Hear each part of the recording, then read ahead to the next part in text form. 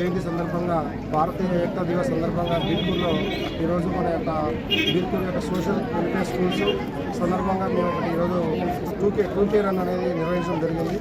కాబట్టి ప్రతి ఒక్కళ్ళు కూడా వచ్చి పాల్గొన్నందుకు కృతజ్ఞతలు తెలియజేస్తున్నాం. మరియు ఈ కార్యక్రమంలో పాల్గొన్నటువంటి విద్యార్థులందరికీ కూడా భారతదేశ ఐక్యతా దినోత్సవ శుభాకాంక్షల్ని తెలియజేస్తూ, మరి సర్దార్ వల్లభాయ్ పటేల్ గారి యొక్క గొప్పతనం అంతా ఇంత కాదు.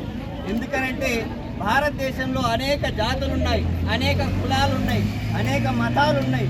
అన్నిటినీ ఏకతాటి మీదకి తీసుకొచ్చినటువంటి ఒక గొప్ప నేత సర్దార్ వల్లభాయ్ పటేల్. అందుకే ఆయనను ఉక్కు మనిషి అని అంటారు. మరి అలాంటి నేత యొక్క జన్మదినాన్ని పురస్కరించుకొని ఈరోజు భారత ఐక్యతా దినోత్సవాన్ని మనం జరుపుకుంటా ఉన్నాం. మరి భారతదేశంలో అనేక మంది రాజులు పరిపాలన చేసిరు. బ్రిటిష్ వారు మనల్ని విడదీయడానికి అనేక కుట్రలు చేసిరు. ఆ కుట్రలన్నింటినీ విఫలం చేసి భారతదేశాన్ని అఖండ భారతదేశంగా, ఒక ఐక్య భారతదేశంగా ఉంచడంలో సర్దార్ వల్లభాయ్ పటేల్ యొక్క త్యాగనిరతి ఇంత అంతా కాదు.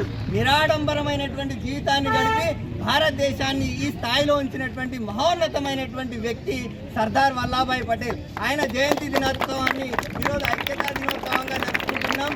అందరికీ శుభాకాంక్షలు తెలియజేస్తూ ముగిస్తున్నాను.